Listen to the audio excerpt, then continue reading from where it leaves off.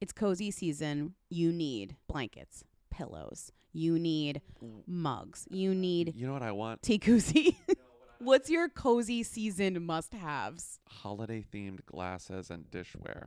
You know, I finally got my little Christmas plates that I've wanted for years and years and years last Christmas. I want like some sort It's of not like my culture, but I know I it's not your respect it. culture, but I want more like Christmassy drinkware, plateware. Okay, well, you know a great place to get that. Wayfair. Yeah, you got to be stocking up at Wayfair. I'm stocking up at Wayfair. Because not only are you going to get the cozy items that you so desire, but you're going to get great deals on the cozy items you so desire. Because Wayfair has great deals on things your home actually needs, especially before the holidays. They have everything from sofas to spatulas. You name it, they have it. They also have styles you can't find anywhere else. No cookie cutter stuff that everyone else has, so you can make your home way more you. Right now, you can shop Wayfair's insane holiday deals and get up to 70% off during their Black Friday deals. You know what items I'm all ready for thanks to Wayfair? What items? Christmas napkins. It sounds silly, but I want them and I like them. Get them. Christmas, they've got little Christmas trees on them. Get and them. They're napkins. Just okay? just have me over and make cookies. Like, and you'll go, not my culture when you like wipe your mouth, but that's fine. That's no, totally I'll say fine. these are gorgeous. Thank you. Don't miss out on saving big with Wayfair this holiday. Head to wayfair.com now to shop Wayfair's Black Friday deals. That's WAYFAIR.com. You or Jayla? Yo, they wanna know. Hey, Mia. hey, Mia. hey. I want to be famous. Welcome to Who Weekly, the podcast where you'll learn everything you need to know about the celebrities you don't. I'm Bobby Finger. I'm Lindsay Weber. And our last show of the tour and our biggest show ever was last night. It was amazing. It hasn't happened yet, but it was so amazing. It hasn't happened to us, but it has happened to you, the listener. Nothing was flopped at all. It was all a huge sleigh. Everyone laughed the entire time. It was crazy. And our after party was so fun. Thank you to Katie and Eric of The Who's for coming. And Katie and Eric Who's played the live Rita theme song and added a extra verse that you'll hear in next week's episode. Oh, maybe I shouldn't even spoil that. It's also on Spotify right now, right? Wait, you're right. It's on Spotify right now. Oh, it's already on Spotify. You can find it on Spotify. Just do some digging. You'll find it. Thank you to everyone who came out to our tour. Amazing. Breaking news part 2. I'm holding in my hand La Victoria's salsa crafted by Francia Raisa. Fire roasted salsa, hot. And La Victoria salsa crafted by Francia Raisa. Fire roasted salsa verde, hot. Before you dig in, what's your first kind of impression aside from the lateness of the salsas? You know this. Okay, the box said Francia Raisa on the side of the box. So the branding was down to the like paper box. Okay, I like that. So I opened that up. There's a card in there that's like a special thank you from Francia. That's like it's long. It's about like how she learned the recipe from her grandmother. Yes. And she improved it. And her mom was like, you know what? Yours is even better than grandma's now. It's so it's giving like hospitality. Love that. the main thing that I noticed, which you know, because I was kind of aghast, they're plastic jars. They're plastic jars. Salsa almost always comes in a glass jar. Why are they plastic? Doesn't matter what the brand is because it's cheaper. Girly, what's going on here? Plastic? They're plastic. You want BPAs leaching into your delicious homemade salsa? I mean, BPA's leaching into everything, whether you want it or not. But like, this is just the instant sort of like appeal, fresh out of the box. It dissipated pretty quickly when I picked it up and realized it was plastic. Okay, but it's all about the taste. Yes.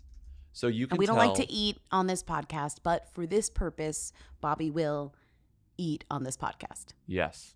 to taste the salsa. Here we go. And I'm going to open it.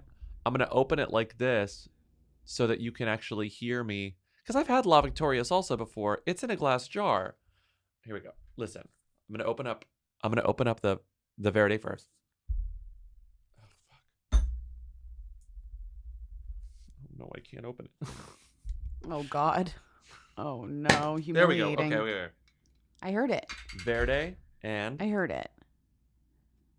Bitch. Okay. I gotta say. Okay, initial thoughts. The Verde, I typically prefer a Verde salsa. It smells amazing. Okay. The regular one smells fine. Okay, I'm gonna start with the original, regular. Just the original with tomatoes. Original flavor.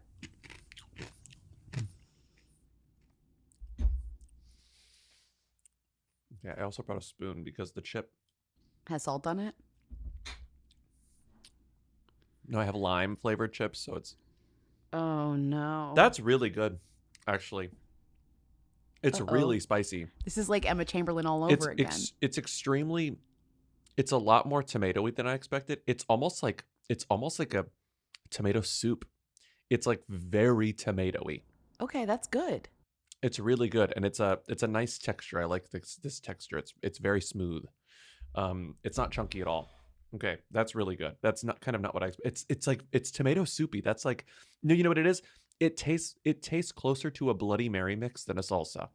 I love that. Okay, Francia, you're doing it. Let's do Verde. Oh. Oh yeah. Oh, now I have to do a spoon. This is the weirdest noise. Like this is why people don't eat on podcast. This is amazing. Stop. Oh, that's perfect. That's Stop. amazing. I knew I would like that the most. Stop. It's Stop. really good.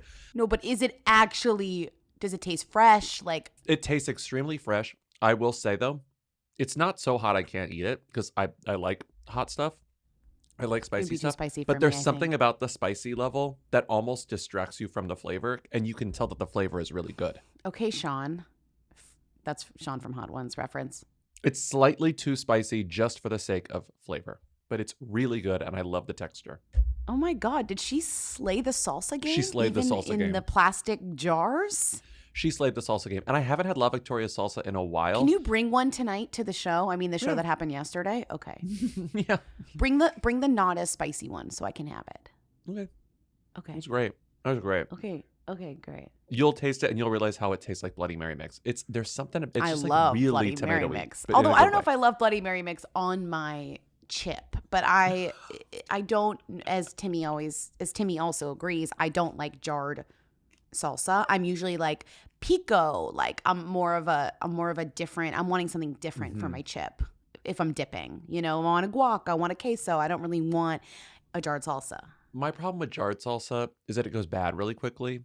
Yeah, it does. Which means it's fresh. I like it, but then you buy the bottle and then it's bad in like 2 weeks. Yeah, and you're like, and also like, unless it's a party, like who's really eating jarred salsa? Right. Unless you're having like a taco night, but even then you're not like using that much salsa at a time, you know? Exactly. Anyway, it's great. Francia slayed. You are listening to Francia, Who's There, our weekly you've call-in show where we take your slayed. questions, You comments, probably and can't get concerns it though because she's already can't get at out the 619 initial for orders. them. No beef, just salsa. No beef, just salsa. Thanks for tasting She did it. Let's Thank you for sending it take to me. some calls. You're welcome. Who Weekly paid for it. Hi, VLT. I'm sure you're going to get a million calls about this, and I'm not going to bother to look up the details, so you're going to play someone else's call about it. But America Ferrera gave a statement to someone about why she wasn't at Nico Santos's wedding. She definitely was invited, and she felt the need to give an explanation to an outlet as to why she wasn't there, but I can't be bothered to look up what it was or where she said it or what she said. Okay, thanks. Women do belong in balloons. Wait, I'm sorry.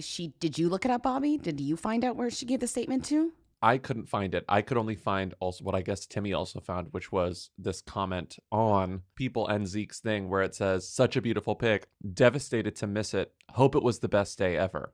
Okay, that does imply that she was invited. It It's implies like, oh, I invitation. missed it. I got an invitation.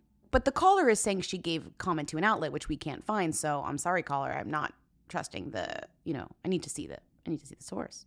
I think the caller is just talking about like People and HuffPo and Daily Mail. They all did write about that comment. Oh. They sourced that comment. They said, America Ferrera wrote on Instagram she was, quote, devastated to miss it. I think this caller is talking about an aggregation of this comment. Implying the invitation to the thing. So she was invited, and her response was, beautiful day, devastated to miss it, hope it was the best day ever. Okay, fine. Heart. Yeah, And she was invited. somebody sleuthed and said she was at the Glamour's Women of the Year Awards. It was on Tuesday after this wedding, which she could have done both because the wedding was on the 4th and this was on the 7th. But that was maybe she, was already in New York or wherever the awards were. They were in New York. You sound like Nico and Zeke. She could have done both. She could have done both. I'm just saying, maybe she didn't realize kind of how many other members of the cast were coming and how it would kind of look bad that she wasn't. Well, it was funny because did you see the Modern Family cast had a reunion at Sofia Vergara's house? You could tell Yeah, I did. because I recognized her did. closet. And the dad wasn't there, but they had a picture of him, and they definitely were almost overdoing it with like, "We miss you, Dad." What's his name? Whatever that actor's name is. And so I know the point of this wedding was a what is his reunion, name? but they Ty? didn't say like, "We miss you, America," which I guess it like wasn't about her, so they didn't make it about her. But the way that they overdid it would cause there to be no like, "Oh, does he not? Is there drama?" You know. So not that you have to, but. What's funny about the America Ferrera comment is that it's also such a beautiful pic. Devastated to miss it. Hope it was the best day ever. It's the perfect lie. It's the perfect cover up. If you weren't invited and wanted to make the public think you were, you could just write that comment. I mean, it's. I do believe she was invited. I'm putting that out there. I'm just saying It's true. it's the like, perfect comment. It's true. And then it becomes this thing between Zeke and Nico where they're like, "Can you believe her? Can you believe?" And they're sort of gagged though. It's kind of like when gossip comes out, but you want everyone to know you already knew the gossip. So someone says the gossip, then you're like, "Oh, finally, that's out there." Implying that Yes, you knew the exactly. gossip. It's a Do you ever version do of that? that. It's a version of that. Oh, I've done that so now many times. now we can talk about this. I fucking knew this already, babes. Babes, I knew this. Mm-hmm. Hate when people do that because I'm like, well, then why don't you tell us? Or like an extra piece of the gossip. Yeah, and you're like, Once it's public, finally we you're can like, talk about this. "Oh, well, then the other thing is, you know what I found out a couple of weeks ago? Yeah. Z." And they're like, "Oh my God. Z. Oh my God." Okay. Oh my God. Okay, can we move on? Next call. Hey, I just wanted to address the caller who asked if Sofia Coppola had ever watched Euphoria. She answers this on the interview she did on the podcast, The Big Pick. She says that she has only seen one episode, and it is hard for her to watch because she has a teenager or teenagers. So, and she doesn't clarify if she saw that before or after casting Jacob Elordi. But she has seen Euphoria one time, according to the source. Crunch, crunch. This is exactly what I forget what we said on the pod, but it's we explained it because of her daughter and that she'd probably seen it once because she was yeah. intrigued. She said not Also, watching. you don't want to look this up before you answer. You want to speculate. That's the part of the exercise. Yes, the game is to not actually know the answer to these questions, but I'm glad that we do. I guess. I mean, I fully did not expect Sofia Coppola to have like binged the entire season of Euphoria. You know. Mm-hmm. I still have to see this movie. Which one? Oh, Priscilla? Yeah, I would say run, don't walk. But yeah, you should definitely see Wouldn't it. you mean walk, don't run? What did I say? You said run, the other don't way. walk, but you didn't like God. it. I meant walk, don't run. Sorry, I usually say run, don't walk, but I did mean the opposite. You're correct. I did not like Priscilla at all. I will say run, don't walk to Fran's piece on Jacob Elordi and Vulture. Yeah, I will say what I liked about the movie is he's definitely tall. He's so tall and so charming. Elvis, I don't even think was that tall. It's true. Kaylee Spaney is shorter than Priscilla, and Jacob Elordi is taller than Taller Elvis. than So, Elvis. like, the discrepancy Yeah. is even more hilarious. It's giving like, Funhouse visually. Mirror. The whole movie, it's like Funhouse Mirror too. But also it really plays into the fact that he's so much older than her. So it really doesn't, all of that kind of magnifies the kind of points of the movie, which I guess would help, even though I did not like it. Okay, can we move on? Hi, Lindsay, Bobby. I'm listening to you talk about the Sexiest Man Alive and like how it's unpredictable, and there's a reason for that. I worked at People for a while, and first of all, you were right that it was in the book for a long time. Like, they decide who it is, like, if they can, as early as possible. And the thing is, it's like a combo between like PR and then like selling magazines and getting clicks. So they go after the people who are obvious that people would have guessed it would be, but a lot of times the people say no. I remember, because this was a while ago during the timing days, every year they would pitch Ryan Gosling, and Ryan Gosling always said no. So they have to get someone that's going to say yes who wants this type of press, because it's like kind of slutty. And I don't know, I think like the way that it's gone the last few years, it kind of seems to me that some of the celebrities that they might have been able to get in the past, now that there's like different ownership and people have kind of changed, maybe people are less willing to say yes to it. But I also think like the demographic of people is a little bit different, especially for like the print magazine, and for like this thing that's a little bit outdated, if you, have to really say. So there's like so many factors that go into it, and that's why it's impossible to predict. Like I really don't think Timothée Chalamet would ever say yes to this, because it's definitely not in his like it's definitely out of his. He is definitely out of their league in terms of, like, the PR that he's going to do, because he's, like, fashion guy. And Ryan Gosling at the time, like, really didn't do a lot except for promote his project. And this, like, type of promotion was not in line with, like, the promotion that he would have done. So, yeah, I think, like, there used to be a lot more goodwill, probably, with the people who worked at People, because they had been there for a long time and they had good relationships with the publicists. And now there's, like, more of a turnover factory, and there's different ownership and, magazines, you guys know. But, yeah, so that's all I have to say about it. It's, like, truly a puzzle. They, like, start from a list. It's kind of like casting. And then I think that they, like, narrow it down. And then I don't want to say they pitch multiple people, but my recollection is that there were people who said no. There would be like, this would be the ideal, and then like they start it really early because they have to get to a yes, and then they have to do the photo shoot and everything, and like work build around the like main person because they have all those categories. So like depending on who says yes, the other people then are there, but like all those other people are secondary. So. Thank you so much for this. I feel like what's nice is she did the thing where she confirmed our suspicions, which I would say we're pretty educatedly guessed. Like we have a pretty good idea of how these things work, but then also said that they will go for people like Ryan Gosling, which who we did guess would be in there because of Barbie, but there are people who say no every single year. And so they go back to them and they're like, still no, babe, I'm not doing this, Yeah, But I also think because of the strike, this year was probably especially tough because the strike isn't going on for a while now. So probably when they first started asking the questions, people were like, I'm not doing this because if this strike doesn't end by then, right. I'm not going to be on the hook to have to do this shit. Meanwhile, Patrick Dempsey was like, someday my prince will come. He was like, I've oh been my waiting God, for it finally came years. true. I know. He really did. It finally came true. Yeah, I guess Ryan Gosling always says no. Honestly, Ryan Gosling turning down People's Sexiest Man also has been reported about multiple times. Yeah, that did seem familiar to me. Okay, good. I'm glad that there was a reason for that. I looked it up because I was like, I feel like I've read that before. Yeah, in the rap, it's been, and this was in 2014. So think of how long Ryan Gosling has been turning down Sexiest Man Alive. You gotta kind of love that, It's like, I never want to do this. It's embarrassing. You do kind of gotta love that. No, you do. You do kind of gotta love that. You kind of gotta love that. Reminds me of one of my all-time favorite phrases, which exists almost exclusively in cooking videos, which is "you're gonna wanna." You're gonna wanna use this parsley the way that "you're gonna wanna" is this siloed phrase that almost exclusively exists in cooking, and I love it.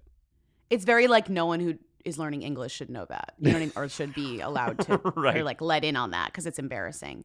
The other thing, what I find is so funny is that I'm just thinking about Ryan Gosling having turned down Sexiest Man Alive so many times. We are losing so many magazines and therefore so many of the popular formats that Sexiest Man Alive is actually weirdly one of the few remaining formats that happens once a year that people actually weirdly care about. Even for just 1 second, people will be like, oh, who's the People's Sexiest Man Alive? Yeah. Like, that's now a rarity. And now I'm thinking, like, the men who have turned it down might have to say yes because there's just not many of these left. And there's not much, like, promotional power left in media. Is that depressing? Sorry. Like, being on the cover of a random magazine used to be more of a thing, and now it's like not always as big of a thing as people hope. This is like this rubric that every year gets a little bit of buzz. It hits. Yeah. Right? It's you true. know? It made me think about the Essence Sexiest Man like retort that they did. Yeah. And I was yeah. sort of like, I know you only publish 6 times a year, but it's like, why not just really go off this and publish it the same week as Sexiest Man Alive? Like really do a tete-a-tete. I'm just saying, like, there's not many like tent pole moments, like the Time 100, I would say, is one, right? And they're like still grifting, not grifting, that sounds rude, but like grafting off of that energy, and they still have the party and they still have the list, and people do care. But other than that, there's just not a lot of places like that left to do stuff like this. So I do feel like Sexiest Man Alive might have to, the men who said no might have to come back and say, knock, knock, knock, let me in. I want to be Sexiest Man. Knock, knock, knock. Let me on the cover. I want to be famous. Love my CB distillery. It helps me sleep. I love my they're called gummies. They have gummies and gummies. The gummies don't quite put me to sleep, but the gummies do put me to sleep. And I take them most nights, to be honest. You do. I know you do, because you tell me about it every time. You're like, well, that worked. And for Bobbi, nothing seems to be working. So this is an incredible breakthrough for you. Genuinely a huge breakthrough for me. CB Distillery's targeted formulations are made from the highest quality, clean ingredients. No fluff, no fillers, just pure, effective CBD solutions designed to help support your health. In 2 non-clinical surveys, 81% of customers experienced more calm, 80% said CBD helped with pain after physical activity, and an impressive 90% among them, myself, said they slept better with CBD. So if you struggle with a health concern and haven't found relief, make the change like I did to CB Distillery. And with over 2 million customers and a solid 100% money-back guarantee, CB Distillery is the source to trust. We have a 20% discount code to get you started. Visit cbdistillery.com and use code WHO for 20% off. That's cbdistillery.com, code WHO. cbdistillery.com. Hey friends, I'm Sharon McMahon, host of Here's Where It Gets Interesting. Each week, I speak with authors, experts, and thought leaders on everything from American history and democracy to how to be a better person on the internet. And don't miss my extremely popular docuseries, which educate you on things you never learned in history class. Follow and listen to Here's Where It Gets Interesting on the free Odyssey app or wherever you get your podcasts. I slept in a terrible bed at one of our dates this story. I won't reveal where it was because I don't want to be super rude, but the bed was absolutely horrendous. Big dip in the middle. I was always like rolling into the center. It was so bad. My back hurt so bad when I woke up. And guess what? When I got home, my favorite part of being home was getting in bed. Yeah, you were like back into my mattress. It's real. Yeah. It's a real bed that was chosen for me based on a quiz, the Helix quiz. Right. And sometimes when people use my mattress, they're like, that's a little soft. And I'm like, yeah, it's made for me, not for you. For you. Which actually even drives home the fact that it's so made for me. Mm-hmm. You know what I mean? I kind of relish in the I don't want my friends to be uncomfortable, but I'm like, I kind of am like celebrating the fact that it's like for my body, not for yours. Mm-hmm. I just sleep so much better on my own mattress than literally any other mattress. And that's because Helix mattresses rock. I wake up, my back doesn't hurt. I wake up, I don't have night sweats. I wake up and I'm thrilled. I wake up and I say, I love you, Helix. That's so incredible. If you want to experience the joy that I experience every time I get in bed, the satisfaction, and every time I get out of bed, you should go to helixsleep.com/who because you will get 25% off site-wide plus 2 free dream pillows with any mattress purchase. Plus, get a free bedding bundle, which includes 2 dream pillows, a sheet set, and a mattress protector with any Luxe or Elite mattress order at helixsleep.com/who. That's helixsleep.com/who. I want to be famous. Not Chris Appleton filing to divorce Lucas Gage after 6 months of being married. TMZ is so shady, and who else was I going to call but you guys about this? But Chris Appleton beelined it to court Monday morning and said they separated Friday. God, that's so efficient. Wow. R.I.P., I guess. Me in divorce court. Literally breaking news from Pop Crave, and I'm hoping that you aren't done recording your show for tomorrow, but Chris Appleton filed for divorce from husband Lucas Gage after 6 months of marriage. I have to process this. I hope you're doing okay. Crunch, crunch. Hey, OMG, Bobbi, Timmy. Long time. I don't know why I'm so affected by the news that Chris Appleton is filing for divorce from Lucas Gage. How long were we giving this couple? I was hoping it would be real. Love is dead. Crunch, crunch. To Bobbi's dismay, are you guys about to become our source for the Chris Appleton-Lucas Gage divorce after 6 months of marriage? I feel like you prematurely called it, and we should have been listening. Crunch, crunch. Hey, Lindsay, Bobby, Timmy. Breaking news. Love is dead. Chris Appleton and Lucas Gage are filing for divorce. They're separated. Date of separation is the day after their Kardashians wedding episode aired. So, you know, it seems all very legit and like love was involved. Showing whole, crunch, crunch. We played a lot of calls, but my favorite was the first, who was actually the first caller to call in about this, which was R.I.P., I guess. R.I.P., I guess. Me in divorce court. R.I.P., I guess. Who didn't know this was coming? My blood pressure did not spike when I read this headline. Oh, they did? They filed for divorce? Crunch, crunch. The way that this did not shock, but in a way was surprising that they couldn't have waited at least a year. I mean, under a year, it's kind of like giving oopsie, you know? And then even more kind of just devious, the episode that their wedding is featured on Keeping Up with the Kardashians on Hulu, was this week. In that, it's kind of giving, can you please wait to break up until after we air this episode? And then you kind of see the episode and you're like, oh my God, like this entire wedding is about Kim Kardashian. You didn't watch it, but it's like, she's like, I'm throwing a wedding for my friends, and like I'm doing this, and like I'm doing that, and like I have this surprise for them, and like and we got my PJ, and oops, I forgot to invite Chloe. It's just gonna be me, I guess, and I'm doing this, and I'm so excited, and what a blessing! It's my first wedding I've ever done for anyone. I actually don't know. I don't know which one is God, what's the we always fuck this up. I don't know which one is Occam's razor or whatever.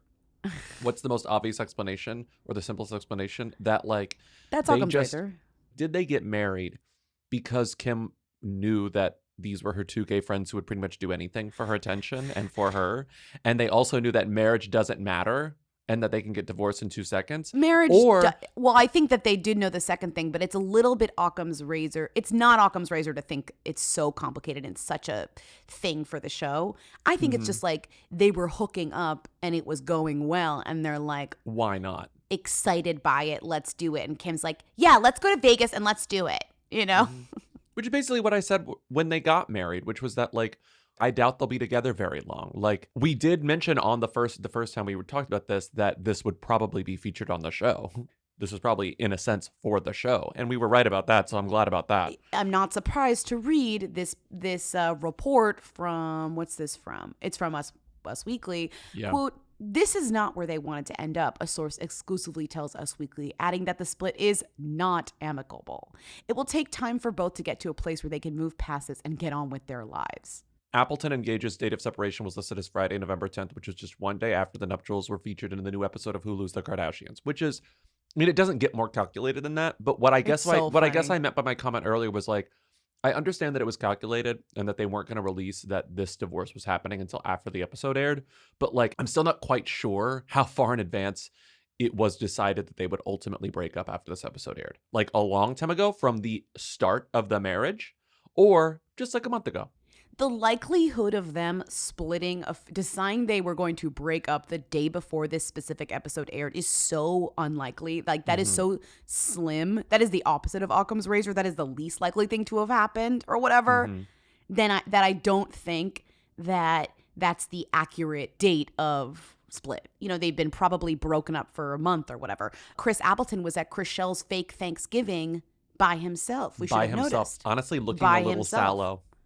Look, sallow? Rude. Yeah. Quote, "Kim has been helping Chris tie up loose ends with the divorce and has given him advice. He hopes it will be really quick and seamless because they have a prenup." In the episode, Kim she quotes her ex-husband, "We want prenup, we want prenup," which is like a little little twisted of her, but you know, she's a twisted gal. Oh my God. So we wanted to ask you Congratulations. Wait, can I just give you one tip from a lawyer? Yeah, tell me. Prenup. Sign that prenup, baby. Yeah, just super general. I think I could maybe even write it for you guys.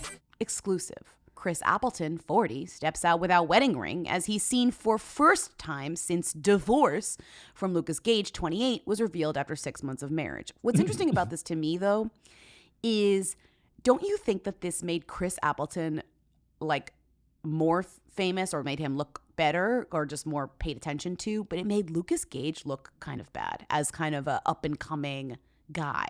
That's where I wanted to take the conversation. Thank you for going there first. You're so welcome. I don't mean to be mean, but I do feel it comes up a little critical. But I do think that this took Lucas Gage into territory being on Keeping Up and being in the tabloids. I think he went from being like, ooh, like up and coming star, exciting. Ooh, he's in How to Blow Up a Pipeline to like being kind of groans, you know? I think you're right that it probably helped Chris Appleton's notoriety. Yeah. It made him a little more famous. Yeah. It definitely made him more famous. And it definitely Yes. made Lucas Gage more famous. For sure. But what I found myself wondering is certainly, yeah, even if this was spontaneous and sort of like whatever, these two people, especially Lucas Gage, are kind of obviously obsessed with becoming more famous and like being calculated in a Kardashian way to sort of like leverage what power they have over the media and their own like social media accounts and own like public perception into like more general fame. Yeah. They're clearly like pretty kind of good at that, or they're at least around people who are good at that in Chris Appleton's case.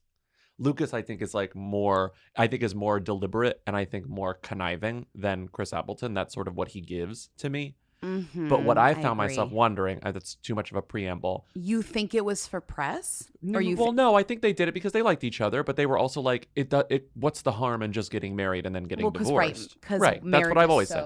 Yeah. You know, whatever. Yeah. And why not? And if honestly, Shania Twain's gonna sing at your wedding and Kim's gonna officiate, and it's gonna be on television. That's kind of fun. I get it. But don't you think that doesn't work towards the Lucas Gage of it all in terms of him actually wanting some sort of, not that this doesn't mean he can't, but it just doesn't seem. Well, this is where I'm like, going. I think that Lucas probably thought it would be a lot cooler and quickly realized that it kind of was weird. And it wasn't cool at all. And it didn't suddenly make him super famous and all that much more intriguing. And if anything, being married to this guy, then you got to drag him around all the time whenever you're famous, you know, like, because if you get married and then you stop showing up with your husband, people are going to ask questions that are probably annoying. And then I think he probably found it to be a little bit of a burden, and then it maybe tarnished what was arguably a bit of a rising star, even though he's honestly not been in much. I really do think that ultimately they probably regretted doing it. And not even just in like an interpersonal way, and I think this may have fucked up our brand. So anyway, I'm glad that you brought that up. You haven't seen the episode. I have. I'm not saying that episode really reflects on any sort of reality, although let's pretend it does or something, because this did happen and they put it on TV and whatever. Just judging by the earnestness of the different characters in the scene, let's ignore Kim. Even though she would be so mad that I would say that, let's ignore Kim for a second. There's a scene where they're surprised, and this was reported on, so you remember it, by Shania Twain, who sings to them, "You're Still the One." And the funniest part of the scene is Kim, who I just said I would ignore, but absolutely cannot, said, "This was my song, and I want to walk down the aisle to this song, you know, for the next person or whatever, LOL, wink, wink. But I'm lending them my song because they love this song too." And I'm just like, this is the most like unnecessary preamble to this not romantic moment, the least romantic moment ever. That was my biggest complaint whenever we first recorded the segment, because "You're Still the One" is a song about people who've been together for a very long time and defied the odds, and it made no sense. Right, and these two met and like now we 1 know month ago because of it's Kim. Kim's song. So it's it explains Kim's song. everything. So they're like, "We love this song too, but we're gonna borrow it from her." And so Shania sings it, and then Shania's like, "Ah!" And then they talk, and Chris is like, "Thank you so much, blah, blah, blah." You can play the clip. And Lucas goes, "Yeah, we're so happy to be here. Shania, you are so hot." This is the best moment of my life. Also, you are so hot. What is your... So hot. We're not even in the moment here. We're so out. Like, I didn't, you know, No. and you know what? It's not for me to not judge. Maybe this person, maybe Lucas is not an earnest person. Therefore, I'm also not a very earnest person in that way. Maybe this is not how he shows, whatever. But what are you laughing at? But just comparing yourself to Lucas Gage because neither of you are earnest people is like well, really I don't funny. know. It's me not seeing any sentimentality of somebody at their own wedding could just be the way that they are or whatever. But it was giving like one-sided a little bit, where somebody felt like they were more there for like the game of it all and the shtick and the fun and the glamour, and someone else maybe felt a little bit more earnest about it. And I kind of just laid it out for you who I thought. And you know what? The more you tell me about this episode, which I will have to watch after we record because we'll have to clip it and put it in the show, the more You I'm also want convinced. to. No, but the more I'm convinced that like it seems like the easiest explanation, the true Occam's razor, is that Kim convinced them to do it. Kim's only concern in this entire thing is not losing her longtime hairstylist, because that would be a really hard person to replace. Yeah. I'm serious. I very much think that. She doesn't give a shit about Luke Gage. And guess who's been married a million times and divorced and it was fine for her? Yeah. Kim. If anyone was going to convince two friends that it was going to be fine no matter what the Just do outcome, it was it. Kim. We'll do it in You'll be on Vegas. TV. It'll be fine. Oh The my other God, thing our I numbers are noticed- going up on Hulu apparently. It'll be great. The only thing I noticed about the wedding that I also want to note here was when we first read about it, it was giving last minute. It was giving let's hop on the PJ, just go to Vegas and get married. But the wedding had guests. There were guests, and not that many guests, but I would say But about still like 10 to guests. 15 guests. And it's that to me is giving there were invites, there was a date. At least a This couple was of planned, weeks. it was planned at least a few weeks in advance, maybe a month, maybe more. You know, there had to have been a runway to this event, or else there wouldn't have been these kind of random meaningful guests. It wasn't as There had to spur be a of the runway moment. just for the production of the show. Sure, but they kind of, you know, Kim could have been like, we're taking the PJ to Vegas to get married on the fly, like more so on the fly, but more so than planning a wedding where guests come. That's what I was kind of surprised by. There was a bunch of bleak guests at this Vegas wedding, and I was like, oh, that's interesting. It means that there was some sort of planning going on here. There you go. R.I.P. Yeah. R.I.P. to a Who couple. You know, this is what we thought was going to happen with just Chriselle and G, and they're endgame. They're thriving. The funniest part of Selling Sunset is when she shows her wedding ring and she's like, we're married. Well, not really, but we're going to be. But that's what I think is actually really Chriselle and G were like, oh, we got fun married. It's not that real, but we're a real couple. These two got real married. These two did it differently, where it was like they got real married and it was for actual fun versus being like cute fun. You know what I mean? I'm not explaining this well, but there's a thin line, and you can see the energy on either side of the line. Chriselle and G basically did promise ring situation where it's like we had a party to like basically get engaged and promise each other we're getting married. Yeah. You know, even though it's not legally done. These two got legally married. And they had a prenup, thanks to Kim, and a postnup, which you rarely hear about. Where's you reading postnup? The postnup was somewhere else. Oh, did I not put it in the thing? I don't know that I'd ever heard the phrase before, but It's written postnup- after the marriage is performed. The documents obtained by People show that the couple had a postnuptial agreement dated May 3rd, a week and a half after their wedding in Las Vegas on April 22nd. Oh, right, they got married on my birthday. Pursuant to the parties' postnuptial agreement executed May 3rd, 2023, all assets and obligations of each party are his separate property. There are no community assets. So I bet the split was honestly pretty easy. The main difference between a postnup and a prenup is that many of either spouse's assets become marital property the moment they sign the marriage license. These might include stock options, blah, blah, blah. A postnup must take care to address all marital assets. So postnup is like, oops, you still want to do this? And if you can agree to get the person to do it, then it's postnup. Right. It's probably just harder to convince someone after the marriage document is signed. Yeah, no They kidding. knew this was over. I Come know, on. that's true. It's They were fine. like, And I let's wait think until the that's episode fun. airs. Let's do a postnup, and we'll wait until the episode. Kim will do a free postnup. She has her law degree, and we'll wait until after the episode airs to break up. Yeah. Okay. God, DBS. Okay, next call. Gay wrongs. Now time for a gay right. Speaking of major gay splits. Looks like we made it. Just look how far we've come, my baby. Hi, The Weekly. First time, long time. I am calling because I just saw the announcement for the new season of Queer Eye, and at the same time as that was announced, Bobby Burke said this would be his last season with the show.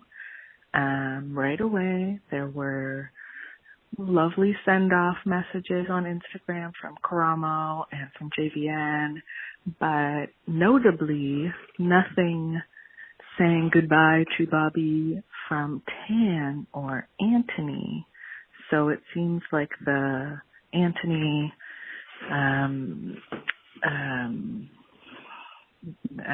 boys' night out, whatever you want to call it, wedding thing, the plot thickens a little bit around that.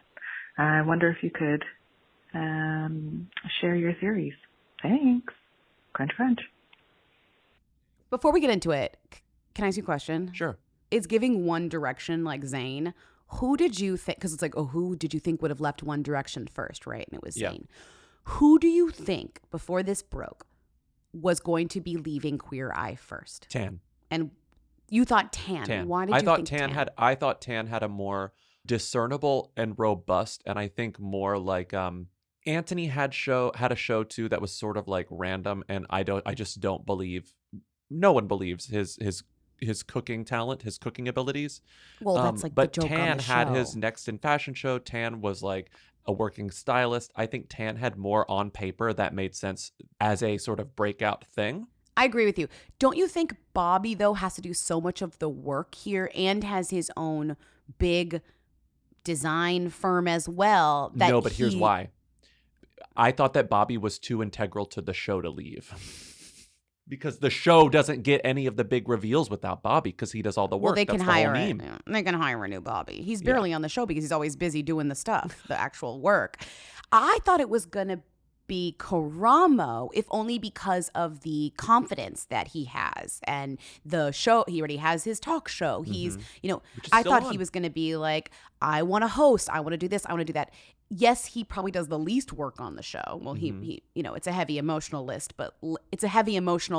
but physically he's really not doing much. But I thought that like by the vibes of it all, that he would be the first to kind of be like, I'm going to go do my own thing.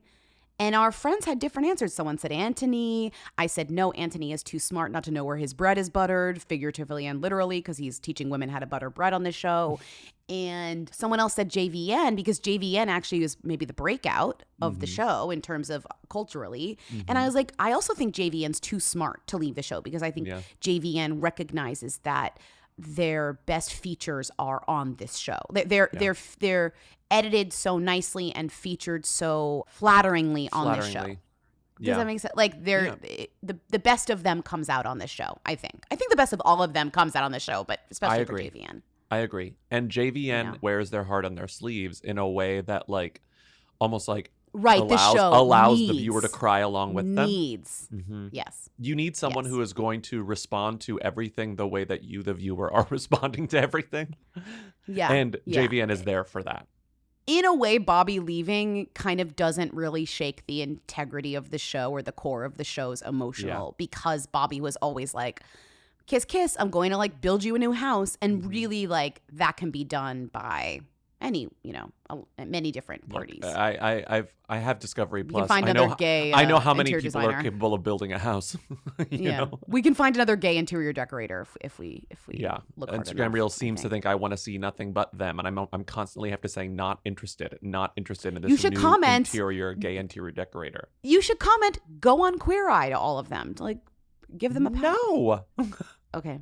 Because if I comment, the algorithm will think that I'm engaging, and I don't want to engage. Wait, he wrote, the love that I have received from you over 6 years has been surreal. You've tuned in and been dedicated fans. It's kind of boring. It's all really nice, though. It's with a heavy heart that I announced season 8 will be my final season. It's been not an easy decision to be at peace with, but a necessary one. Although my journey with Queer Eye is over, my journey with you is not. You'll be seeing more of me very soon. It's giving, I did get an HD TV deal. Oh, yeah. Okay. I don't want to read too much into it, but we have a podcast, so reading too much into things is part of the job. That's all that we do. What are you reading into? Did you notice something a little interesting about the carousel? No, I didn't even look at the carousel. Scroll through the carousel. Scroll through the carousel and tell me if you noticed something that I think is glaring. So the first photo is Bobbi hugging a woman, and Karamo's there. That's so nice. It's meaningful. Second one is Bobbi and one of the guys, I don't know, talking to him from the show, not who's on the show. The third carousel is Bobbi with Karamo again and a woman on the show. Fourth slide, Bobbi and one of the women from the show. Another slide with Bobbi and somebody from the show. Bobbi and somebody from the show. Then the last picture is Bobbi, Karamo, Tan. It's all of them. Anthony, and JVN. Okay, so all of them. Yeah, so it's all Karamo until it's all of them. I think he picked favorites. I think he's literally broadcasting to the world that his favorite person is Karamo.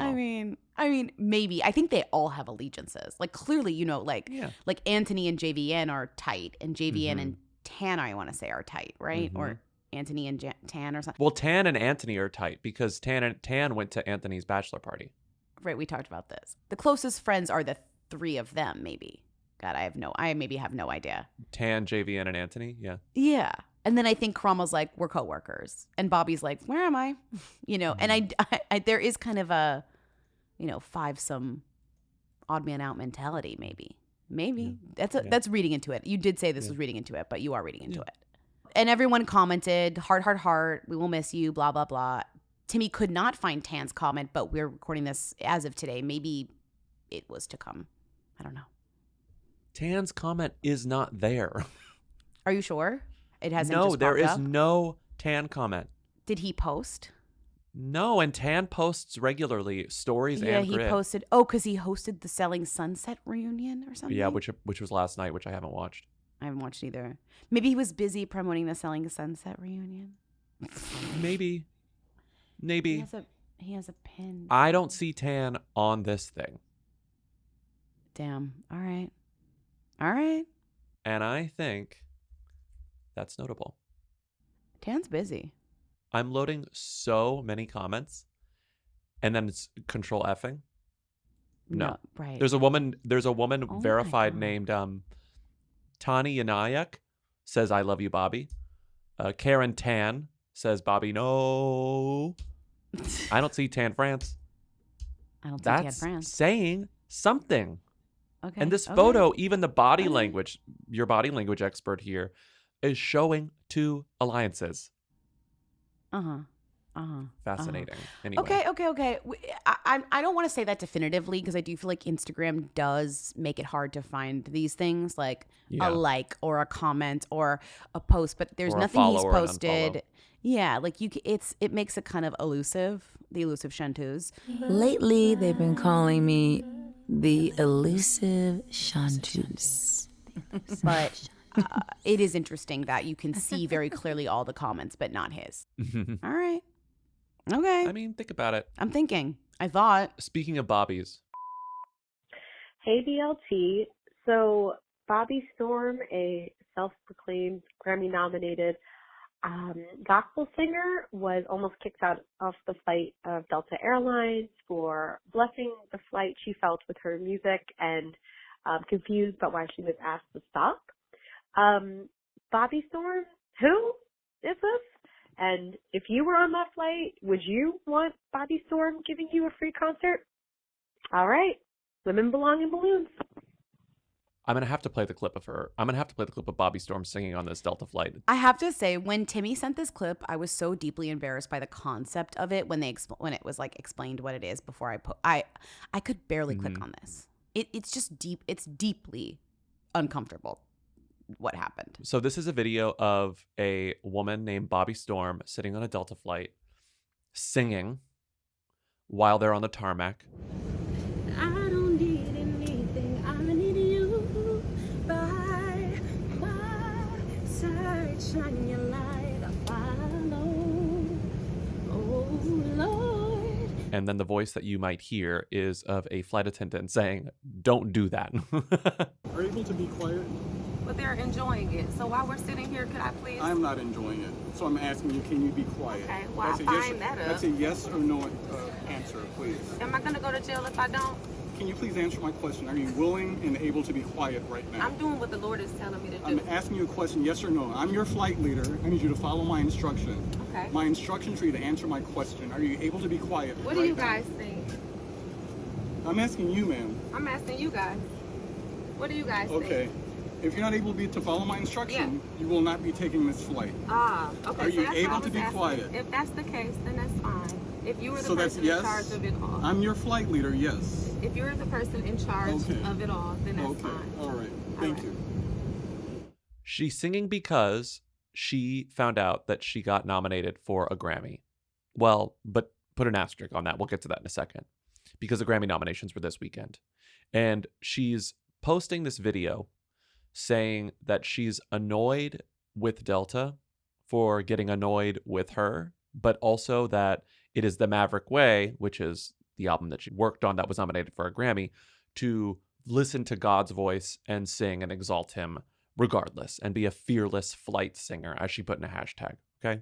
Usually when you see people go viral on an airplane for being disruptive, they're usually just lay people who then go viral and then end up on some horrible podcast or talk show to explain what they did. Like, I'm thinking about that woman who honestly was going through something and started screaming about something that she was seeing in the back.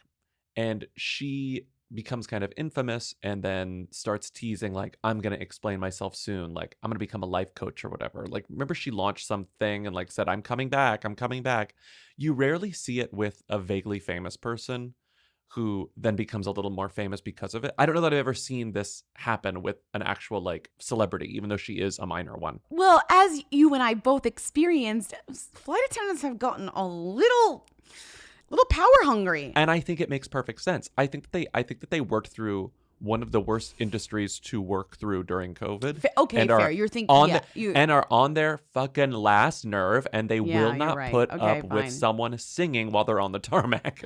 I know, but it's just funny because we had this experience with like a very intense flight attendant recently, and I was like, they will not put up with your shit anymore. Okay, dominatrix ass. I know why you get into this We've job talked about for this. free, He ended up being for a free huge travel slay and by the end of it. Well, he wasn't really a huge slay. He was just making up for being a little bitch to me. Okay. He loved me. He was nice to me. They closed down the marketplace, but those bags of Sun chips are 1/8 of the size of a normal bag of chips. It's insane how small those bags of chips that they give out now are. That's why I said, could I have 2 bags of Sun chips? And he goes, honey, you can have as many bags of Sun chips as you want. And I was like, he was thank trying you, to be I'm nice your favorite. because he had just been I'm a your bitch favorite. to me. So he saw you and he said, okay, I'm going to be nice to him. You don't want to be nice to me? Fine. He ended up being very nice to you by the end. Anyway, Bobbi Storm. So I've said an asterisk with regard to her Grammy nomination because, as Billboard pointed out in their write-up of this, which was headlined, Gospel singer Bobbi Storm with an I, not like me with a Y, called out for entitlement after announcing Grammy noms on Delta flight. And they said, while Storm is a featured vocalist on Maverick City Music's The Maverick Way, which is nominated for Best Gospel Album at the 2024 Grammys, the singer herself is not nominated for any awards at next year's ceremony. Time ago, I just found out I'm up for 2 Grammys. My very first time, you guys. My name is Bobbi Storm, and I'm up for 2 Grammys. I sing for the Lord, and my song is out on all platforms. It's called We Can't Forget 'Em. Michael McDonald cleared it. She worked on a project that was nominated, which is amazing. But it's amazing. She does not actually have a Grammy nomination. So when this happens, people are instantly like not on her side, which is so funny. It backfired. Well, the thing is that airplane etiquette is a really hot button issue with people. Mm-hmm. And I do feel like people have these ingrained opinions about what is right to do on an airplane and what is not right to do on an airplane. And I'm not going to get into the specific ones, but there's so who was the many. Sports player who was like the baseball player who was like the popcorn that was everywhere. Yeah, and she thought they told me to pick up the popcorn. Yeah, whatever. But I think between putting your seat back and shoes off and on and the bathroom, there's so many different rules that people have for themselves and for other people on airplanes that like this just feeds into people's opinions on that. Like a lot of people are just like, I want to get on an airplane and I just want no one to talk to me and I want to go to sleep or I want to just be left alone. Exactly. And I don't need some woman singing on the tarmac because it's Despite stressful enough to having a be beautiful on voice. this tin can in the sky, you know? But some people are like, I love a fun moment on a plane. I love a meaningful moment. Let's clap when the plane lands. Let's clap. I don't care how beautiful her voice is. Right. I think that the former is the majority. I think they're just I would like, say the get former me is the off majority. this thing. Yeah, people aren't like, I'm trying to have Disney World. They're like, I'm trying to go to Disney World. Yeah. Okay. So She keep sings going. and she's like, at the end of the day, God is glorified. Tell me, how are you choosing to love on purpose? Blessings to you all from your hashtag fearless flight singer, hashtag we can't forget him, which is a song she was singing, and hashtag the Maverick Way. So she did act as a featured vocalist on the Maverick Way's gospel album, but she also recently released a song called We Can't Forget Him as a single on her own like 2 months ago. And it's actually doing quite well. It's like, I think her most popular song ever and has sort of gone viral on, I think, TikTok. But like the video is very popular, like has over 1 million views. It's by far like her biggest song on YouTube and on Spotify. But she is celebrating this Maverick Way song, okay? So when she posts it, I think she truly was expecting people to say like, yes, how dare Delta shut you down? Like, you have a Right, beautiful right, voice. right, right. Speak from your heart. The comments are almost exclusively, shut the fuck up. Leave people alone. You're so entitled. Once airplanes come into the picture, people go absolutely bonkers. Don't you think? Yes. Okay. And so all the commenters are instantly not on her side. And she remains defiant. And here's a video. I have to play this part. Hey you guys, it's rest day for me, so the hair is looking a little crazy, but I wanted to follow up with you guys on Delta. They did reach out to me, so whoever called, I can't say thank you because I don't want this man to be reprimanded where he loses his job. I simply want us to keep in mind how to treat each other, and there was no rules being broken. And it was just me spreading my joy with people after they gave me the go to do so. The comments remain, I am Gina Graham. You should have just been quiet. The Lord had nothing to do with that. KYR3279. Why should he lose his job because you wanted to be a Karen of entitlement? I'm disgusted by this. Like, she really cannot win here. I'm telling you, it's once airplanes airplanes. get involved, people lose their goddamn minds. You know, everyone sees the airplane as a different type of space. I really think so. I really think everyone can. It's like we do not agree. As a culture, we don't agree on what the airplane should be. No. And what we do on it. And after she said that a Delta Airlines executive called her and said what she did was okay, people started commenting, you're making that up. And then she posted a screen. She made another video posting a screenshot showing someone in her contact list as Delta Airlines reaching out. And she's like, I'm not lying to you. I know. It's a lot. Here's the thing about this woman, Bobbi Storm. I'll play We Can't Forget Him here. It is a beautiful song. She has a beautiful voice.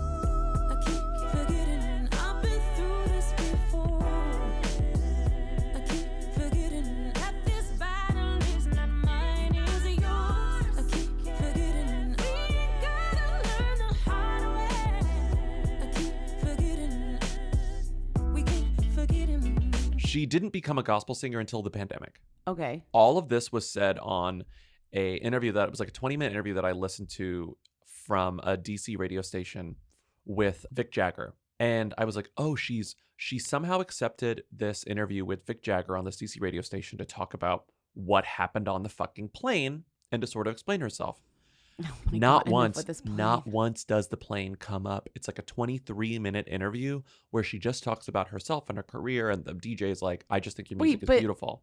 No, they don't bring it up. I feel like that was almost probably the terms because she doesn't bring it up at all. But she does explain what her history was. And her history is kind of interesting where she was like, a corporate wedding singer. She like fully just every week, that was her job. She worked for a company and she sang at weddings. And like, she was like, everyone wants at last. Everyone wants at last.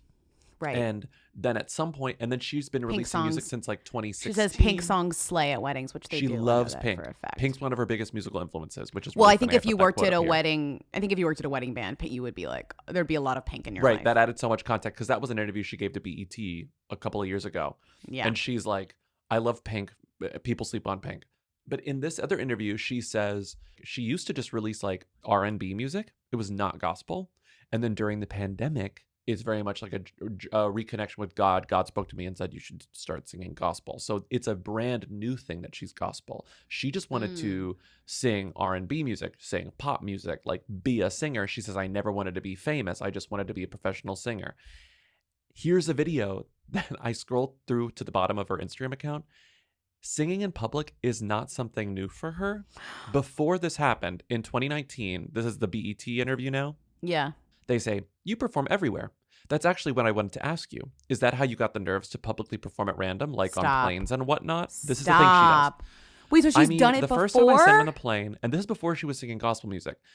The first time so this isn't about like God, God, God. This is about like, I just want to sing. I mean, the first time I sang on a plane, I really felt like I was going to like use the bathroom on myself. I was so nervous. I was shaking. That's why over time I kind of lost a love for singing in random places. And now I just do it every once in a while. Okay, here's a video from August 2018 of her singing on the subway.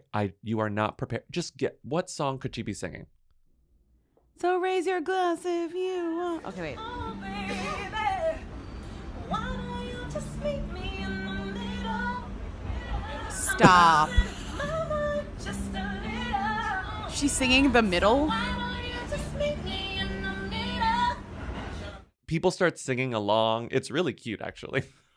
Subway's not a plane. If someone sang The Middle by Maren Morrison Zed in front of me on a subway, I would I love fucking this song. scream. I'd take out my headphones. I'd sing along. You'd say, baby, just meet me in the middle. I just think it's when planes get involved, I'm telling you, it's Sing like literally anywhere else. She also used to be a cruise ship singer. That's why I'm surprised that she's been like, I've been singing on plane. Like I'd sing on planes. Like, it's like, has this not happened to you before? You know? So sometimes I can jump the gun and do some things on social media. And I posted on social media page, what if I sang on this plane? And a lot of people saw it and they voted that I should do it. I'm that type of person. I like to really go through with whatever I start. So I was like, I got to do it. So I went on Instagram and I did it. The reason I brought up the fame thing at the top of the segment, we can end this, but like, you rarely see people who are already sort of a couple of rungs up the fame ladder use virality to go more famous. It's usually people who are not even on the ladder who are like, wait, I can parlay this into fame.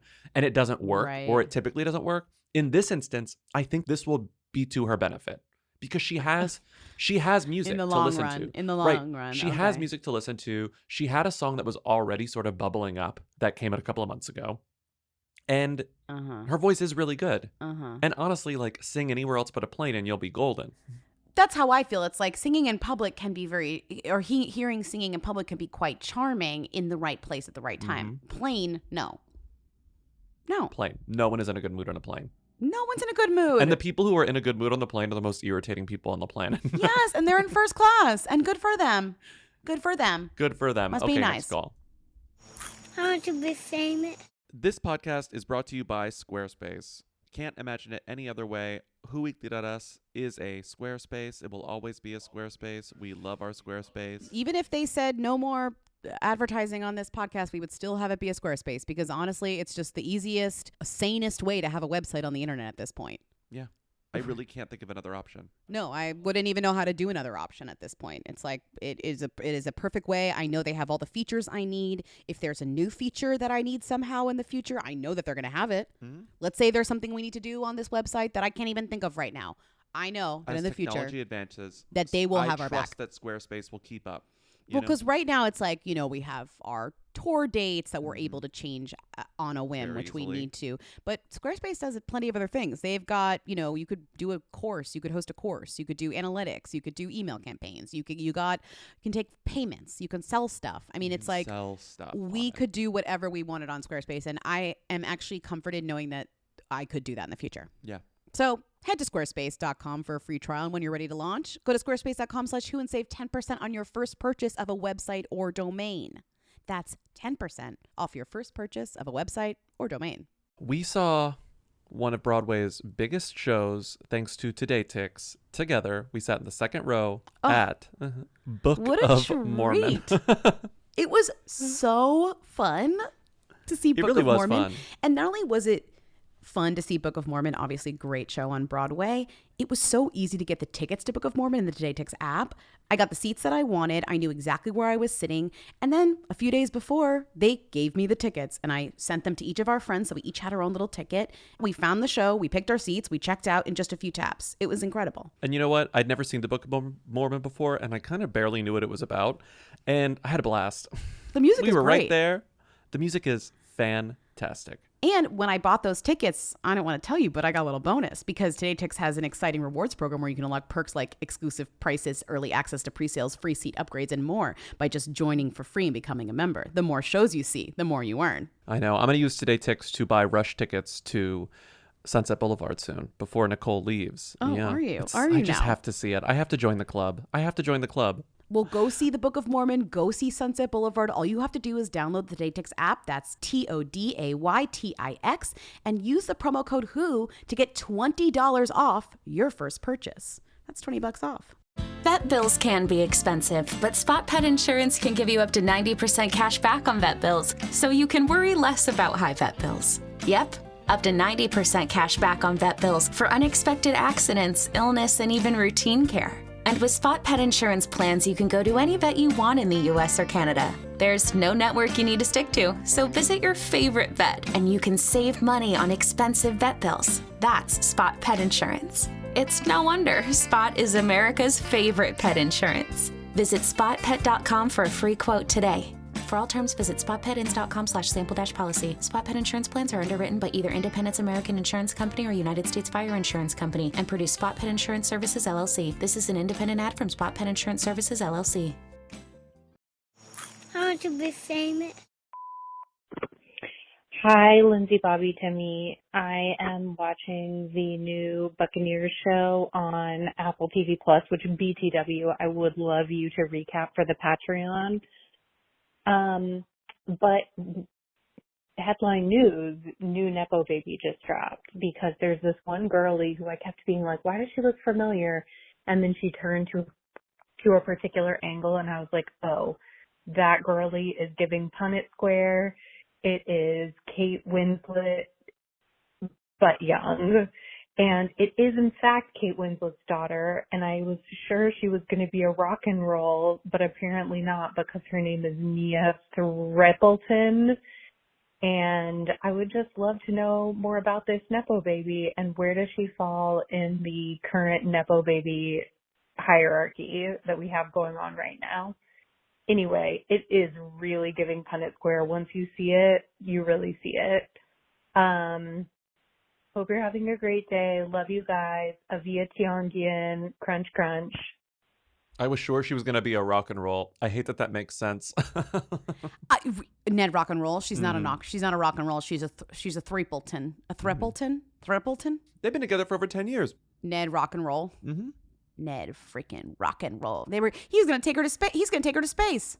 I know. He's been saying that for a long time. No, she hasn't been to space. Like, Kate, babe, we're going to space. No, she hasn't been to space. So I watched this entire show because we got screeners and I just couldn't help myself. And this is like the show in my wheelhouse. I don't think it's okay. I would say it's okay. It's not. It's not bad enough to be recap worthy. It's not good enough to be recap worthy. It's just fine. Okay. Mm-hmm. Mia is not one of the main characters. She's kind of like one of the side characters. I hope that that's not something that's spoiled. Maybe I'll just cut that. Maybe just cut that. What's interesting, though, is that she is a side character. So her debut isn't one of the leads. It's like she's still sort of starting from the bottom. What I'm saying is it's not like Louisa Jacobson who instantly becomes the lead of this show and you're like, you're not good enough for this girly. She's a subtle character on the show in that she does a good amount of stuff, but she's not a main character. And it is true, her face shape and the lower half of her face is giving Punnett Square. Especially her. She's got Kate's The mouth. birthmark and mouth is like incredibly Kate. Although I have to admit, when I was watching this, I didn't clock it. I didn't say that's Kate Winslet's daughter. I wasn't even thinking that. Really? I don't know. Really? I really didn't. I just couldn't. I said there's something about that girl, but I didn't think it was that. I will say that. And the other thing about this girlie is that, yes, it's Kate Winslet's daughter in a show, but there really isn't much about her out there for probably a good reason. There's one kind of profile in Vogue UK. It says Mia Threapleton, how do you even say this last name? Is the breakout star of Apple TV's new period drama. I would argue she's not the breakout, but like, okay. And it's a very short and sweet little profile that gives you not much. It just says the girlie loves to read. She's off social media and she was born in London, New York raised, and now in Edinburgh. But there's not a lot of personality. Like it's not, there's just not a lot. We're basically what we're going to say is like, oh, she's her daughter from this marriage she did, one of her early marriages with a guy who was a director, right? Well, they met because he directed Hideous Kinky, which was her like first post Titanic movie, I think. One of them. Right. And then they broke up when she was kind of young. And now she's with Ned Rock and Roll. But there's just not a lot about her daughter, which makes sense because she's the daughter of a famous person. So she's been aware to keep herself kind of on the DL for her whole life. Yeah, I think that's it. And also, in every interview Kate Winslet has given, especially in adulthood, like middle age, she's been like, becoming that famous at that age was absolute misery. Everyone was awful. So, of course, Mia Threapleton has sort of been under the radar until now. You know, I think Kate was very deliberately like, you can do this, but be aware of how bad this was for me. Yeah, this is what always happens with actresses and actors and their kids. They're always like, don't do it. But what's interesting to me is her debut was a show with her mom to kind of prove herself. Like, where she played her daughter, which is, I gotta say, kind of a risk. Like, I'm not sure that would be my suggestion. Like, play the daughter of your actual mother who's a famous actress. But it was in a smaller BBC type show that I think was really kind of under the radar. But her mom won a thing for it. Didn't she win an award for it or something? For I Am Ruth? She like thanked her daughter like on stage at something, which I assume was an award show. Yes, she got a BAFTA. And she dedicated it to her daughter. That's cute. Her lookalike daughter, Mia. If I could cut this in half, I would give the other half to my daughter, Mia Threapleton. We did this together, kiddo. Her first movie was Little Chaos, which is the Alan Rickman R.I.P. directed, fantastic underrated movie with Kate Winslet. So again, her first movie was with her mother. Yeah. If you're going to do this, you're going to do this safely with me. And is she giving Punnett Square? You know, she's also giving Mia Wasikowska. Oh, she does give her Alice in Wonderland herself. Yeah. Yeah, she does give her. Next call. Someone who's giving, honestly, no one else. Someone who is singular. Someone who is only giving her goddamn self. Lauren Sanchez. Hi. Have y'all seen this photo shoot with Jeff Bezos and Lauren Sanchez where they're cosplaying as country boy and country girl, or I guess just, you know, ranch hands? I don't know what this is. Anyways, have you seen it? If not, I think, you know, it's relevant because she's an iconic who. And this photo is really weird. It looks like she doesn't have a torso. Anyways, crunch, crunch. Aside from the absolutely disgusting display of wealth that these two do. How do you even go past that? But I'm going to, because this is an incredible profile in Vogue on Lauren Sanchez, who I do find to be an incredible. Who wrote it? Chloe Malle. Who's that? The daughter of Louis Malle and Candice Bergen, little Nepo baby herself. Stop it. Candice Bergen's daughter wrote this? That is so funny. Yeah. Wow. I mean, she's a writer. It's not like she doesn't write. She's a writer. She's been writing for Vogue for a long time. But it just, it was funny to see specifically. It's good. It was funny to see specifically this name. And I know that Vogue and all those Conde magazines have plenty of like extremely rich people writing for them, like very privileged writers. But it's also writers. interesting to see a girly who grew up wealthy with famous parents write about two wealthy people, because you're right. There's a few asides about the wealth being ostentatious or whatever, but not that many. It takes her, it very much takes her at face value, which I think is like what she demanded when she said, I will do the profile or whatever. Let's just say there are plenty of people at Vogue who would have had different perspectives had they been assigned this piece. But also I think that Lauren Sanchez may have wanted a particular type of writer. Maybe I'm probably reading too much into it. Unfortunately, I shamelessly really enjoyed reading this because it's fucking great. hilarious. It's like, great. It's Bezos aside, don't really give a shit about him. Honestly, really don't.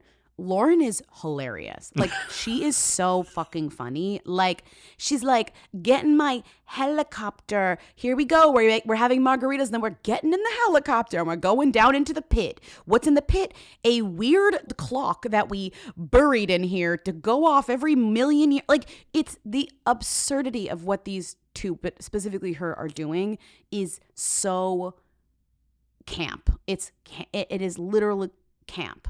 It's also one of the campiest things imaginable to be like, these two are so in love. And if you don't believe me, I've got some secondary interviews on the horn.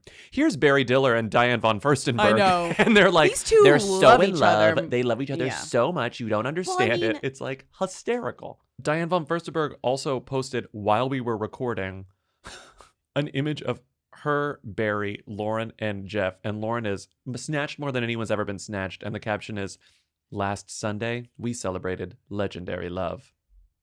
Lauren commented, love you, Diane. She's like, babe. The whole thing is her being like, babe, babe, babe, babe, babe, babe, babe, you know? Sanchez herself plans to venture into space next year, filling the capsule of the New Shepard, the name of Blue Origin's reusable 60-foot suborbital rocket, with 5 other women, about whom she will say only that they will be remarkable and are, quote, paving the way for women. She's like, I'm going to be in this spaceship with the cool women, and me. I'm going to be in the spaceship with Bradley Jackson. You have to read. There's a part where she you... drinks coffee out of a mug that This says, is it. woke up sexy as hell again. And she got on Amazon. Sorry, what? What part do you want me to read? Jeff gave her the mug from Amazon and it says, woke up sexy as hell again. No, my Sure. favorite part of this was Bezos takes his black or with layered Hamilton superfood non-dairy creamer in a self-warming ember mug. Half of it's an Amazon gift guide. I know. Sanchez uses a mug Bezos got her from Amazon with the words, woke up sexy as hell again, splashed along the side. She's funny. No, but the other to keep this, there's a lot of Kardashians in this. Obviously, well, one mostly of her Kris. most famous friends is Kris Jenner. But this is good Hollywood. This is good Hollywood lore because remember we had spoken briefly. How does Kris Jenner know her? Because And we were forgot like, about her being oh, a they've TV presenter. both been Yeah. right, but like they've all both been out in the scene for a long time. Now we finally got the answer. Kris Jenner remembers Sanchez as the face of her news when she would have her coffee in the morning. She then met Sanchez when she and her then husband were peddling their super fit line of stair climbers. That's hilarious. They were reintroduced a few years ago by LA super connector Michael Kives over dinner at Bezos' estate in Beverly Hills. Quote, she'll make sure everyone is up to speed about what's happening in the world, says Jenner, noting Sanchez recently sent an article about the Maui wildfires to their group text. In parentheses, Jenner declined to name its members. Bezos and Sanchez also have a home in Maui, pledged $100 million to they love to mention how much money these people have given to charity. That is 95% of this article. That's half the story. Yeah. It's like, the best work I ever do is helping children. Yay. Yes. Yeah, I just skip all that shit. It was getting really grating. She has more energy than I do, which is really annoying, says Jenner. My other favorite part was when she's talking to Kim. And it's not just Kris, because Kim is like, she's my girly. Like, yeah. Well, actually, I'm going to quote it. I'm not just going to say girly. Quote, Lauren and I are always sending DMs, building each other up, Kardashian says. This is Kim, not Kris. Kim. Every time there's a look that we like, she'll say, wow. Wow. Or, OMG, you look amazing. She's such a girl's girl. God, that is vintage Kardashians. Kim talking about girls. You can tell that Lauren is replying to Instagrams. Like, OMG. Slay. Yes. Queen. Amazing. Who made that? Wow. And like that is, I bet that's what Kim is talking about. Like a literal, like responding to Instagram stories. Because they talk about like they once went to an auction together because they both love auctions. And they were trying to win some like beautiful, was it Balenciaga or something dress? And they both spent like $200,000 on it. And then the person, the Kim said, we'll split it. The atelier made, it was like, we'll share it. You'll wear it, then I'll wear it. Then you'll wear it, then I'll wear it. And then the atelier was like, no, I'll make two. Come to Paris. Well, Kim found out that it was Lauren who was also bidding. And Kim was like, I can't not win this woman's favor. So she screamed, I'll split it. And then they made them two. Can I just read to you this I wrote, what the F are rich people even doing after I read this, okay? Mm-hmm. I witnessed this after Sanchez landed the helicopter on the side of the Sierra Diablo Mountains, and we descended into the mouth of the cliff to explore the 10,000-year clock. It took over a year to drill 500 feet into solid limestone and quartz, and 2 years for a diamond-cutting robot to slice stairs into the stone. Inside, enormous titanium and stainless gears looked like giant versions of the inside of my wristwatch, and led down to a 10,000-pound bronze-cased concrete pendulum. Wouldn't it be cool to have a Halloween party down here, Sanchez said. Bezos later explains that there are 5 metal anniversary displays that will function like a traditional cuckoo clock, chiming at 1 year, 10 years, 100 years, 1,000 years, and 10,000 years. I'm sorry. What? What the fuck? What? What? It's the lead image of the profile, and you're sort of like, where's this woman lying down? Because she's lying on a staircase surrounded by gears. Like, it looks like she's in like she looks like she's in Hugo. But no, it's a real place in West Texas that her husband is responsible for helping to build. Yeah, there's a 10,000yearclock.net. Jeff Bezos made a website explaining the clock. I was very skeptical. I didn't want to read this until you texted me like, you got to read it. And I was like, really? But did you enjoy? Come on, it's No, I such enjoyed a it. glossy, I had a great time. stupid. And I then had a great time. these glamorous Annie Leibovitz photos of her in fashion at the Blue Origin facility, just hanging on to poles and posing in front of rockets. And it's just so, she's literally, who's and the woman Getty's for who, adults. who's the woman, she really is, who's the woman who was trying to build the biggest house in America? What's her name? Jackie Siegel. Oh, she's the Queen of Versailles. I mean, there's no, I do think that this piece does try and be like, she's a little normal. It's like, no, she's not normal. These people are not normal. She's not this normal. is not normal. This is not normal. Because of who wrote it, the cynicism is not here. You know, there's no cynicism here. And I don't think that she would have allowed it. That's fine. No, it's Vogue. I mean, it's Vogue, right? It's Vogue. It's Vogue. You're right. It's Vogue. It's Vogue. Like, it's giving, she was cleanly made up, practically photo shoot ready all over again, in Stout and Wrangler jeans, Alexander McQueen sneakers, pristine white despite all the dust. Quote, "We're flying, otherwise I'd be in cowboy boots," she said, adding conspiratorially, "though I have flown in heels before." Mm-hmm. She talks a lot about her helicopters. I just can't believe Yay. Annie Leibovitz blows my mind. These photos are bananas. These photos are cuckoo bananas. They're amazing. She's good at what she does. They're amazing. They look like AI, but they're Annie Leibovitz, right? And that's what I think. And that's like the that's the weirdest thing about Annie Leibovitz. The nicest thing. Yeah, they look. She pioneered AI. It's AI before AI. You know, it's incredible. The things that she's doing to lenses, like, would make a computer shiver. I don't know how she does Truly. this. How did she get this gear pick? Where is she shooting from? It's incredible, this clock pick. God. Okay. Really quick questions. Hey, is Harry Houdini the most dumb magician?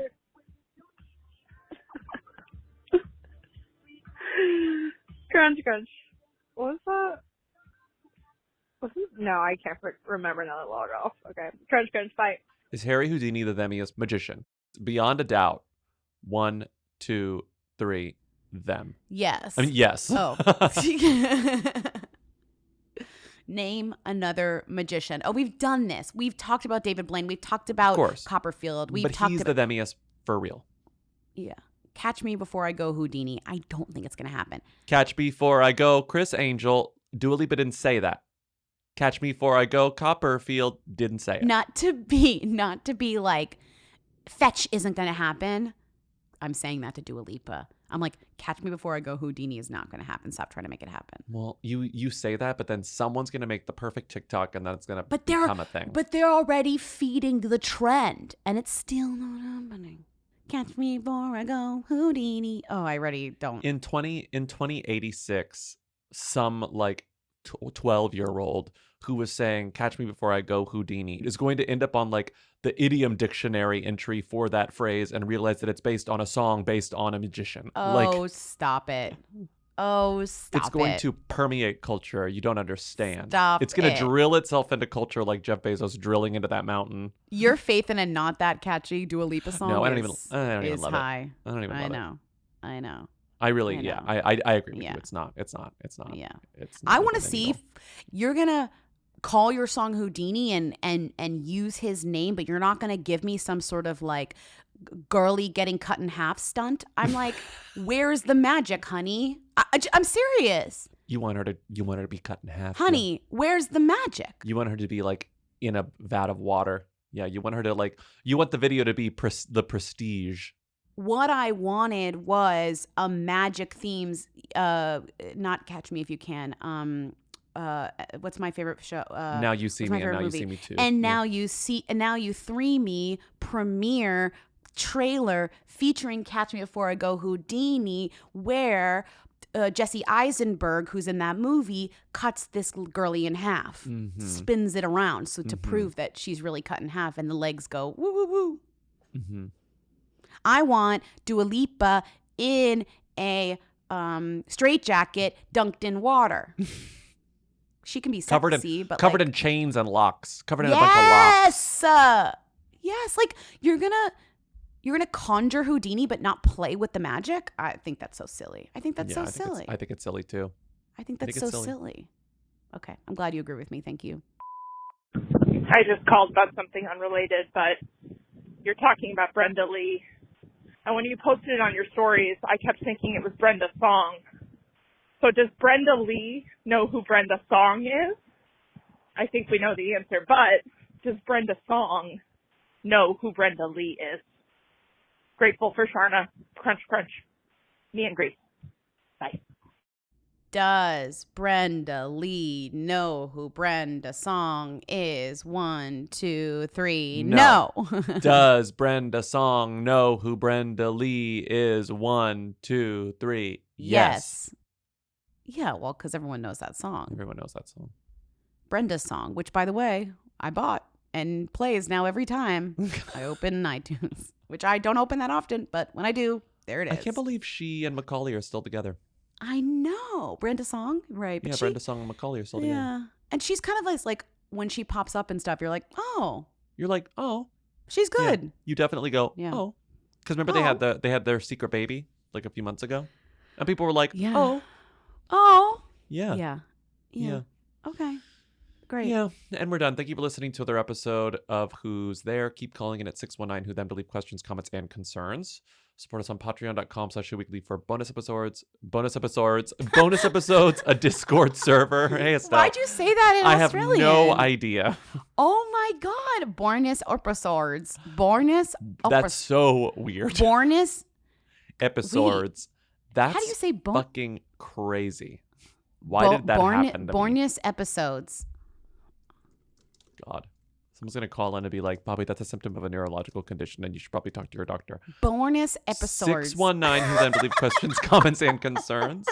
Support us on patreon.com for bonus episodes, commentary tracks, Discord server, and more. You can also get the audio only and stuff on Apple Podcasts. Thank you to Katie and Eric of the Who's for providing our Read a Theme song on Tuesdays and for also performing live at our show last night. Thank you to Timmy, our research and editorial assistant, for researching and editorializing, and we'll see you on Tuesday. Bye. See ya. Hey. Hey. Bonus episodes. Hi, BLT. Medium time. I just had to pause the pod when you were talking about the Sabrina Carpenter music video. I didn't realize which church it was, but I am very familiar with that intersection that you said correctly, that it's an unholy intersection. It's like Havemeyer and Metropolitan. I'm familiar because I got hit by a car crossing the street at that intersection, like right in front of that church, and it was super traumatic. So it is an unholy intersection. I can confirm that. Okay, sorry to be a downer. Vet Jongen. Hey, Lindsay, Bobby, Timmy. Long time. I am so excited to get to call in about my favorite little, like, I wouldn't call it a conspiracy theory, but like weird topic, which is spokeswomen for Old Navy commercials. When that caller last week or this week, whatever today, the episode I'm listening to, called in and said that they were like confused by Natasha Lyonne, I had the exact opposite reaction because there's been so many people in her like general friend group who have been in these commercials. It seems like whoever does like books the talent for Old Navy commercials is like in this friend group of female comedians adjacent to SNL and or popular in the late 90s, early 2000s. So like before Natasha Lyonne, we've had Julia Louis-Dreyfus, we've had Amy Poehler, we've had Aidy Bryant, Jennifer Coolidge, I think was the most recent one before Natasha Lyonne. I think Cecily Strong has done it before. Like it's all people in this same like niche and friend group. I don't know if they all like share a manager or what, but I have always, every time a new spokeswoman comes out, I'm like, oh, they passed it along to the next girlie in the group. Here she is. So anyways, that's my theory and what I have noticed about Old Navy commercials and their spokeswomen. So crunch, crunch. Bye. Hi, Lindsay, Bobby, especially Timmy. I'm sure this is going to end up in Call You're Doing Amazing, Sweeties, because it's literally about the movie Thanksgiving. But I want to back Timmy up. I am so excited for Thanksgiving. The 5 Addison Rae fans are so excited for this movie. And now that the strike's over, she can do a red carpet where I don't know what she's going to wear, but it's Addison Rae Scream Queen era. We're so excited for it.